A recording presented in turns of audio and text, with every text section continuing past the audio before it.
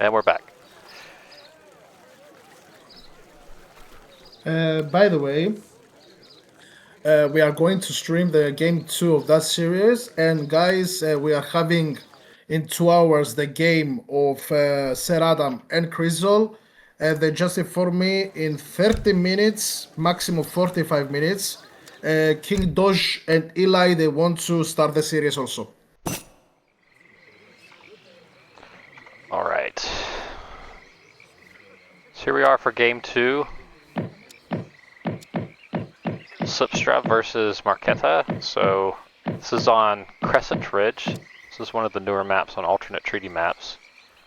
Interesting map for 1v1. Kind of, you have two areas to fight. You have center part here, and then you have what's typically the native fight in team games. But you kind of have to control both. Can you remind us of the bans again, Mr. Impillus? Yes, sir. Sorry, 1 second, please. So the Civs ban, Slipperstra, as I said before, he chose to ban Spain at the Orinoco map. And Marraqueta, he bans France and Quad Peaks. Okay, so that's why we're skipping Orinoco and Quad Peaks and going straight to Crescent Ridge. If there's a third game, that will be on... I'm just curious to see the decks.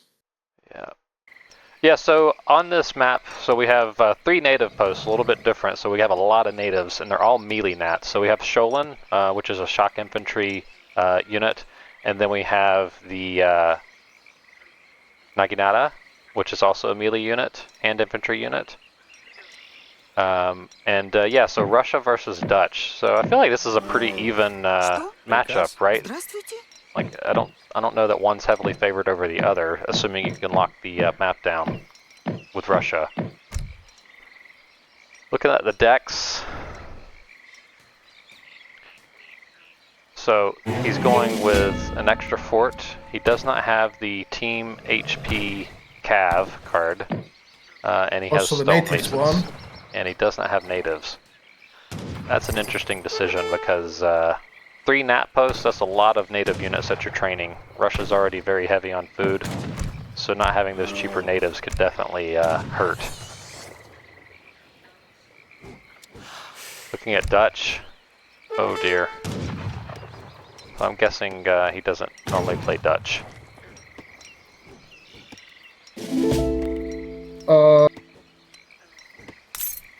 Okay. Well, trying to make sense of this. So maybe he plans to just go Mercs, and he's just doing coin cards, so he doesn't necessarily need some of the other cards.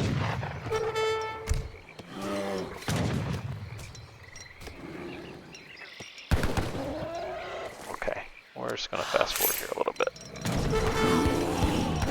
Yeah.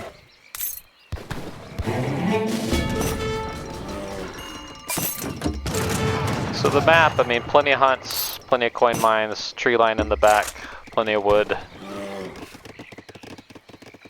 Easy map to boom on.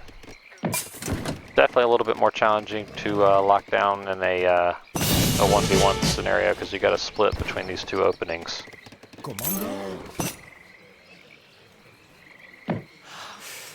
Just really want to try to make sense. To have it in a treaty deck supremacy cards. Yeah, and he sent 700 wood. He's sending 600 wood. Oof. Russia deck. Russia deck's fairly standard.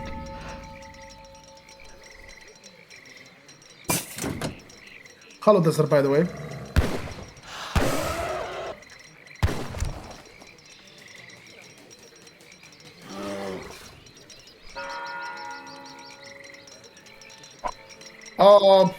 Well, I don't know what to say, Josh.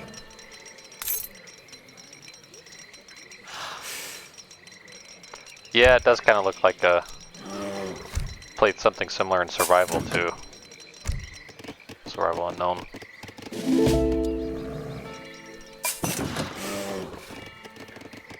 Yep. Cheaper natives missing. Yeah, neither team has cheaper natives, which is really interesting because there's 3 native posts, so there's a lot of native units.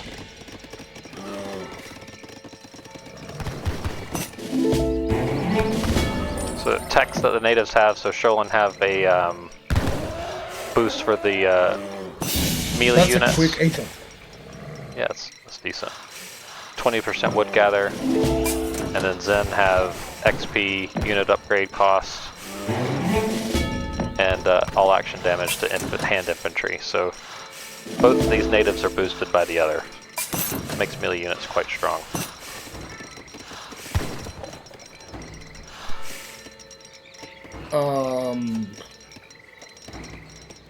Yeah, Dutch takes both of the natives immediately. Yeah, it's a little bit early to be taking those.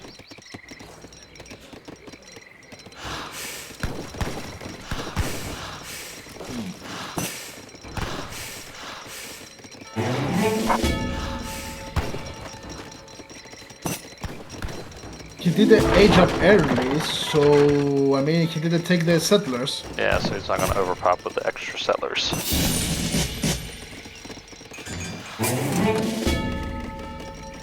So at least he will age up to Imperial on time. I guess that's something. Yeah. Interesting to see military reforms too.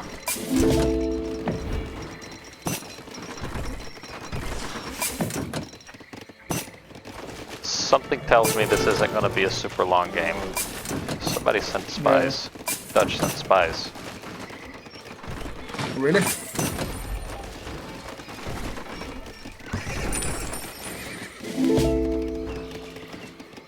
We'll slow it down here before the boom to look at the layouts and the scouting. Marraqueta. Psyched. Hello, by the way. Congratulations about yesterday.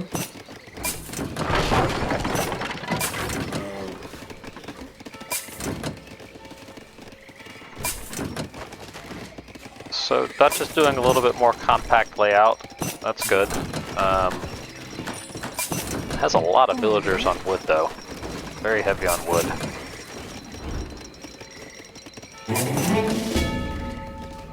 And I mean, if he's going for mercs, like he has the heavy food and wood natives, that doesn't make sense. Yeah. I'm only assuming he's going for mercs. He does have the mercenary army shipment, so who knows, he might teach us something. Russia base layout. This is a fairly big map, so plenty of room. It's got 4 layers of walls. Factories in the back. Look at the scouting here. Basically, Marraqueta in both the matches, he knows what he's doing. Yeah. Yeah. Dutch from the other side, yeah, his decks and everything. Yeah, risky. So in terms of scouting, Russia kind of has the base layout, doesn't know where the factories are.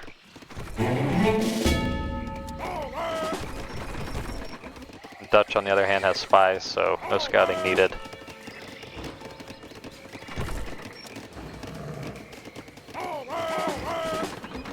Yeah, it's gonna be really difficult again.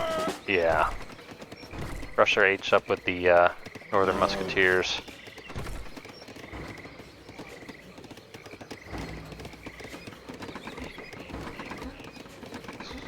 So based on this, I would guess we're going to see action on both sides, hopefully. The idea is that you you need to control this side, right? Because your opponent can push into your natives, and then there are two of them are exposed. So it's critical that you control the native lane, otherwise you risk losing 1 or 2 natives. The same thing in team games. But in a 1v1, I mean, that's huge. Yo Yeah, this map for natives fights especially. It is choke point. You have to protect the middle also. Yes. Yeah, it's really nice. The scores for Dutch that doesn't look good, even if you go for mercenaries. Yeah. Um, we're seeing Wolverines and horse arts. So, Dutch is lining up in the native area. Russia has a few native units over there.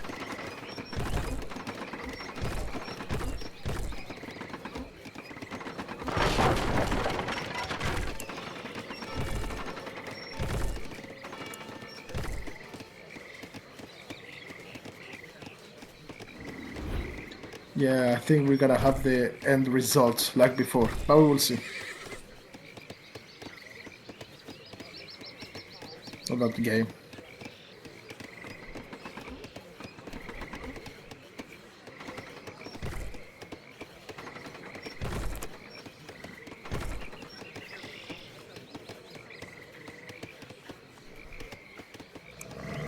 Готов. Few musketeers over here.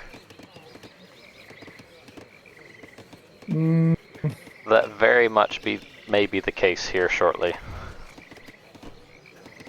And if I'm going to talk about Russia, his score also is low. I mean, I'm not gonna talk about that game. In the future games, that score for Russia, yeah, is low. Well, he's gone very light on food, which is interesting. He's got 30 on food, 56 on coin, and we know Russia is very food heavy, and +3 natives, and he doesn't have cheaper natives. So this would be interesting if it went long game, because Russia would definitely be under pressure for food. Dutch, on the other hand, not looking so good. A little rough. Yeah. Hello, Andres. Hola, hola, guys.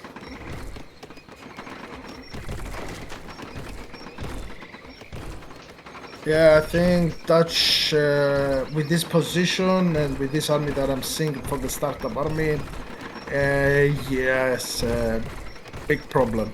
Yeah. Big problem. So Russia's got some natives and musketeers here. He has sent this extra fort and the musketeer card. So he's definitely planning on causing some chaos with forts.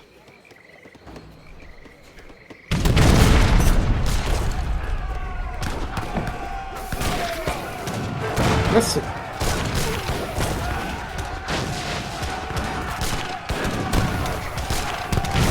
He's already building the fort on in front of his face. Yeah, he had the wagon there ready to go. Looks like Dutch has cleaned up the musketeers on the side.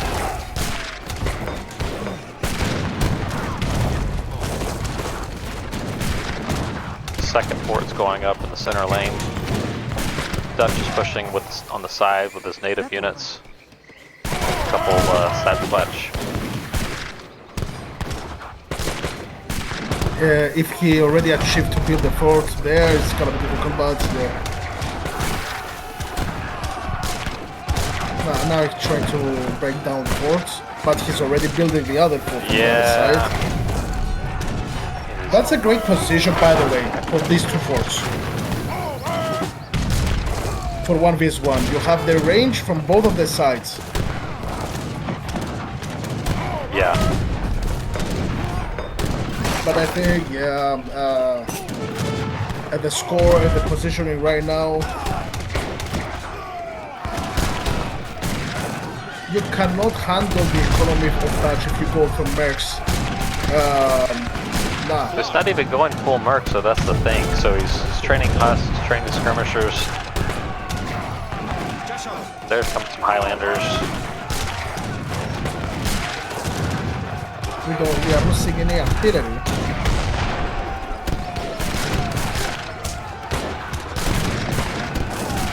Dutch is trying to deny the natives over here.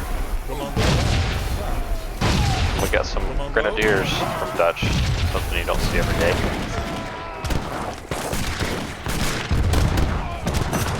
Yeah. but on the middle, they have a problem. Yeah, Russia's just slowly creeping forward here. We got also the native there. 5 mortar pop. Yeah. Pulled them back, but culverins are out. Oh, they're gonna get picked off by these culverins. Bam, 2 of them down. Basically, Russia, he knows how to fight. Already he saw the monsters out, and the Kuvaris sniping them.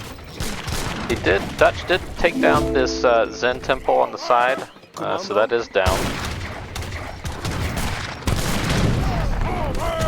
Yeah, but the middle right now is covered. Yeah. So, at this point of this map, you have to control both. Like also the native side and also the middle. As you can see, you have like tiny space. Yeah, 2 walls remain to both sides.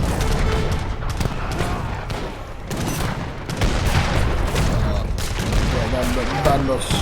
This already isn't looking good. Yeah. Russia quite healthy in score. Dutch not at all healthy.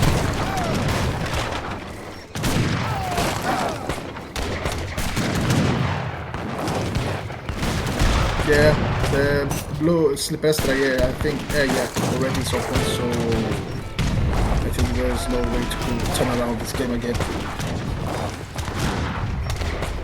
He's trying to build right now, but I think it's too late again. The Cossacks are coming. And he's build deleted again down to 16. Wow. So he's going all in. You know, it's a great point though. Whenever your opponent, you're applying pressure and you're close, doing an aggressive build delete like this can really just send it over the edge. And yeah, he did. He sent it right over the edge. 4 minutes in, this game is over. Ouch. Yeah, I think. Yeah. Oh my God. 4 minutes. Yeah. So I'm guessing that he's a newer player, which is fine. We all start somewhere, right? So. Yeah, we all been there. But yeah, that was a little rough. In the end, Marraqueta get the wins for the series 2-0, and he's going through on the tournament. And Slipperstra is going to the loser bracket. Yeah, so he has a chance to grind a little bit and hopefully improve and have a second chance to win some money. And he needs to change his decks. Yeah. Yeah, this deck was really painful to watch. I mean, Supremacy cards on a treaty. Yeah. Not every day you see Russia with a positive KD. Yeah.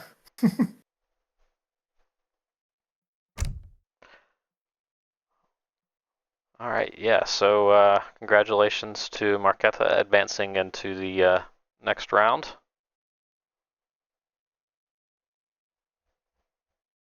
Yeah, Mercs are really super strong. They are. Yeah, there was a lot that could have been done differently there, if I'm honest. Yeah. As we said, congratulations, Marraqueta. That right now he's waiting for the opponent of Fulcrum and Nadir for the next round. And in about, let me see real quick. In about 15 minutes or 20, we're gonna have the next series on the way, which is gonna be Eli against Kick Doj. Okay, that'll be an interesting match.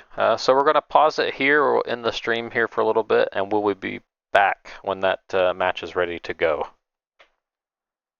So stay tuned, guys. Yeah, thanks for watching.